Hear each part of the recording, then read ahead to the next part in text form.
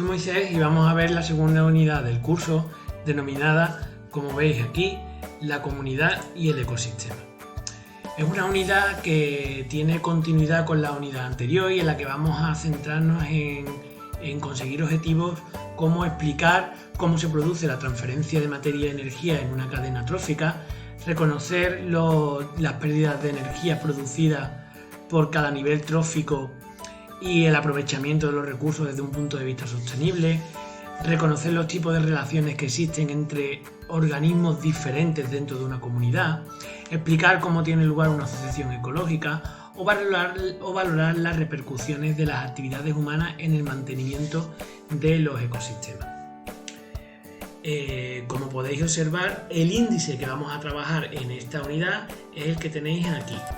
Vamos a ver primero la biocenosis o comunidad, posteriormente nos centraremos en las relaciones interespecíficas, a continuación veremos la estructura de una comunidad, seguiremos con el funcionamiento de un ecosistema, con los parámetros que podemos estudiar en un ecosistema y por último veremos qué son las asociaciones ecológicas.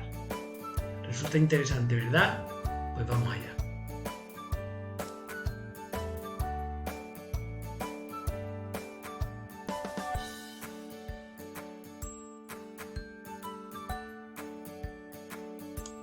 Vamos allá. Como hemos dicho, lo primero que vamos a ver es la biocenosis o comunidad. Ya en el tema anterior estuvimos hablando de qué es la biocenosis o comunidad. Acordaros, es una de las dos partes que tiene un ecosistema, junto con el biotopo. En este caso, la biocenosis es la parte viva, es decir, está constituida por todos los seres vivos de un ecosistema. En esta ocasión vamos a ir algo más allá. Decimos que constituyen la biocenosis el conjunto de las poblaciones de un ecosistema. Y acordaros que en la unidad anterior habíamos definido población como un conjunto de individuos de la misma especie. Por tanto, las diferentes especies de individuos que forman poblaciones dentro de un ecosistema formarán la biocenosis o comunidad de dicho ecosistema. Pero bien, esto es muy sencillo, tenemos que ir definiendo otros términos para entender mejor la biocenosis de un ecosistema. Lo primero que vamos a definir es la biodiversidad o diversidad biológica, que constituye las diferentes formas de vida de un ecosistema. Cuando hablamos de biodiversidad estamos haciendo referencia a todos los seres vivos que hay en un lugar. Por ejemplo, si hablamos de la biodiversidad mundial, hablamos de todos los seres vivos que existen en el mundo.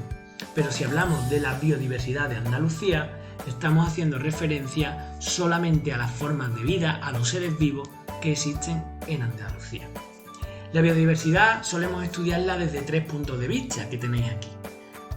Desde un punto de vista genético, hace referencia a la variabilidad de información genética que hay dentro de una población. Esto quiere decir que, como sabéis bien, que dentro de una población en la cual los individuos, al ser de la misma especie, son semejantes, existen pequeñas diferencias entre ellos. Esto es lo que hace, por ejemplo, que dentro de una población existan personas rubias, morenas, pelirrojas o castañas. ¿Entendido? Después tenemos de un punto de vista taxonómica, que hace referencia a la clasificación, a los grupos taxonómicos. Se denomina taxón o grupo taxonómico a cada uno de los grupos en los que nosotros encuadramos a un ser vivo, desde los grupos más pequeños a los mayores. El grupo más pequeño son las especies que se agrupan en género, los géneros en familia, las familias en orden, los órdenes en clase, las clases en filos, los filos en reino, ¿de acuerdo? Como punto de referencia solemos escoger la categoría taxonómica de la especie porque es la que mejor entendemos, ¿de acuerdo? Y por último tenemos desde un punto de vista de ecosistema. Hablamos de biodiversidad de ecosistemas refiriéndonos a los diferentes ecosistemas que hay en un territorio, en un estado o en un continente. ¿Queda claro, verdad? Ahora vamos a definir, para diferenciarlo de la diversidad biológica, la biodiversidad ecológica. la biodiversidad o la diversidad ecológica, de un ecosistema es la riqueza y su complejidad, ¿de acuerdo? Y se mide con dos parámetros, la riqueza específica y la abundancia relativa. ¿A qué nos referimos con cada uno de ellos? Pues la riqueza específica hace referencia al número de especies que hay en un ecosistema. Si un ecosistema tiene 2 especies y otro ecosistema tiene 100 especies, evidentemente será más rico, tendrá una mayor riqueza específica el ecosistema que tiene mayor número de especies. Pero además tenemos que hacer referencia al término abundancia relativa, que hace referencia al número de individuos de cada uno de esa especie. Así pues, la diversidad ecológica será mayor cuanto más especies distintas haya, pero también cuanto más individuos de todas las especies tengamos. De esta forma, un ecosistema que tenga 100 individuos, ¿vale?, será más rico si tiene 20 individuos de 5 especies distintas que si tiene 50 individuos de 2 especies distintas. ¿Lo entendéis? Tenemos el mismo número de individuos, 100, pero en un ecosistema tenemos 5 especies, cada uno de los cuales tiene 20 individuos, y en otro ecosistema tenemos 2 especies, cada uno de los cuales tiene 50 individuos. ¿Cuál de los dos será más rico? Pues el que tiene más especies distintas. ¿Lo entendemos? Pues esto además se puede calcular de una forma objetiva. ¿Cómo? A través de lo que llamamos el índice de Simpson, que como veis aquí nos permite calcular la diversidad ecológica. El índice de Simpson tiene esta fórmula: D, que es la diversidad, es igual a 1 menos S, que es la abundancia relativa de cada especie. ¿Y cómo calculamos la abundancia relativa de cada una de las especies? Pues mediante esta fórmula. S es igual al sumatorio de el número de individuos de una especie partido el número de individuos totales al cuadrado. ¿Entendemos, verdad? Yo tendría que coger de todas las especies que hay, contamos el número de individuos y cada uno de ellos la vamos a dividir entre el número total de individuos que encontramos. Sumamos todo eso y nos va a dar la abundancia relativa de la especie. ¿Lo entendemos? Vamos a ver un ejemplo. Entonces, si tenemos un ecosistema en el que existen 3 poblaciones, una con 30 individuos, otra con 25 y otra con 40, tenemos un total de 95 individuos. Si nosotros queremos saber la diversidad biológica, calculamos con el índice de Simpson, que ya hemos dicho que es D igual a 1 menos S, y que S es el sumatorio de las poblaciones parciales al cuadrado. ¿Cómo calculamos esto? Pues contamos el número de individuos de la población A y lo dividimos entre el total y lo elevamos al cuadrado, y así con todas las poblaciones.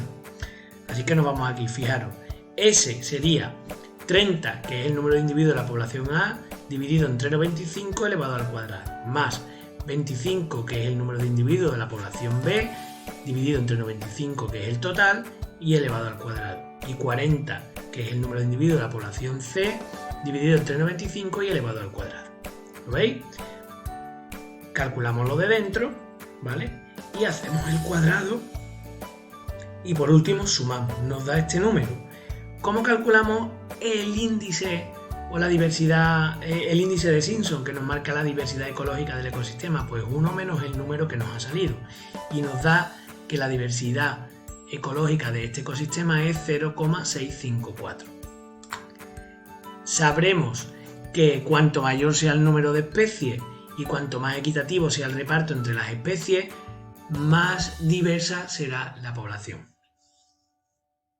¿Entendido, verdad?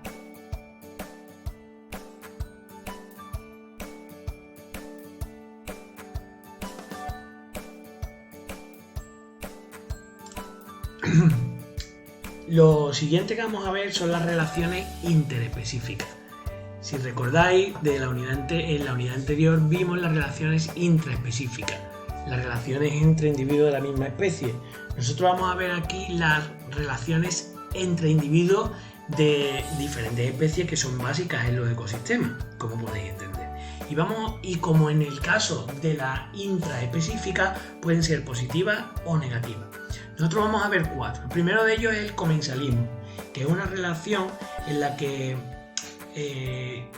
dos especies se relacionan siendo solamente una de ellas beneficiada, como es el caso del tiburón y las rémoras. Las rémoras se comen lo que hay alrededor del tiburón y están protegidas, pero el tiburón no tiene ningún beneficio de esta relación.